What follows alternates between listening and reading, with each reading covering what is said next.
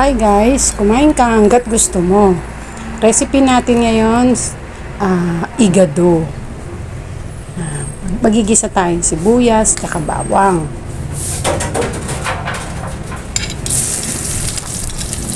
Ito madalas natin ito na nabibili sa mga karinderya, igado. Siya yung merong baboy, tsaka may konting atay. So magisa na tayo sibuyas, bawang.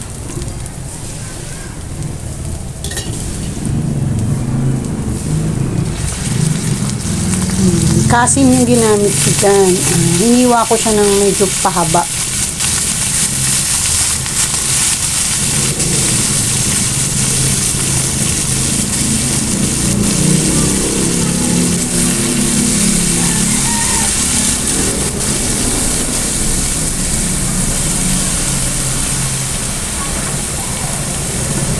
Yan, halu-haluin lang ho.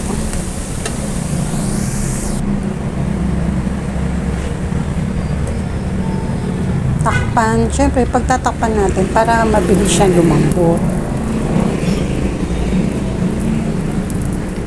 Nabili ko naman kasim bata yung baboy kaya medyo malambot siya. Ako kasi pag bumibili gusto ko kasim. O kaya yung isang malambot na parte. Yung pigi kasi matigas yun.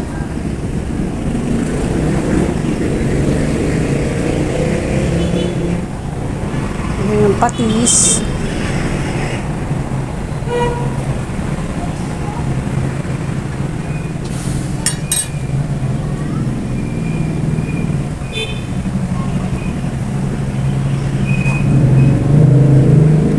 Paminta.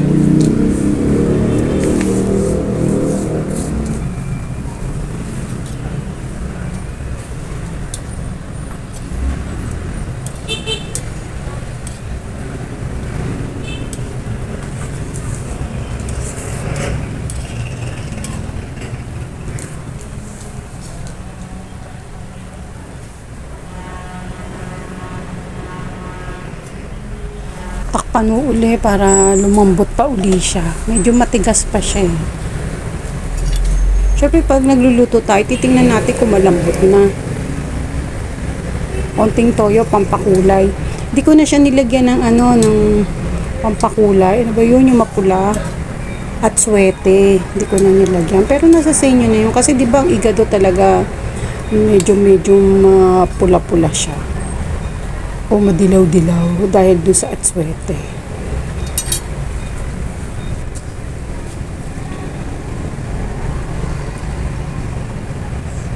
O, lagyan ng tubig. Siguro pa siya, medyo matigas pa siya.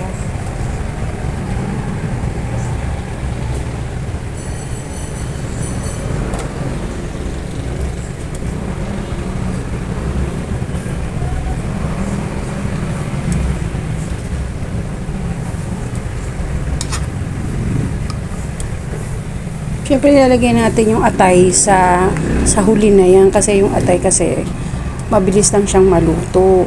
Pag sinabay mo siya dun sa baboy, pag siyang masyado siyang matigas, nagiging rubber ang atay kapag na-overcook.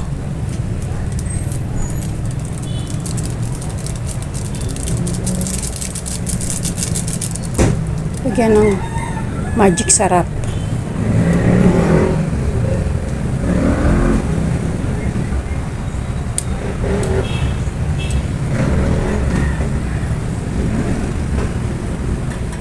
Green peas. Yung nabili ko sa lata lang yung konti.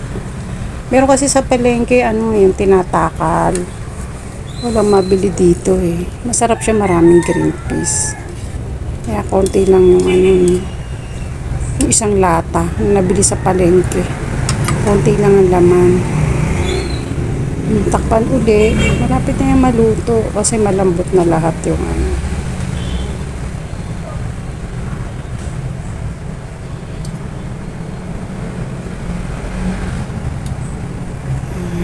Tapos na. May ulam na tayong igado. Try nyo rin siya. Masarap siya. Thanks for watching.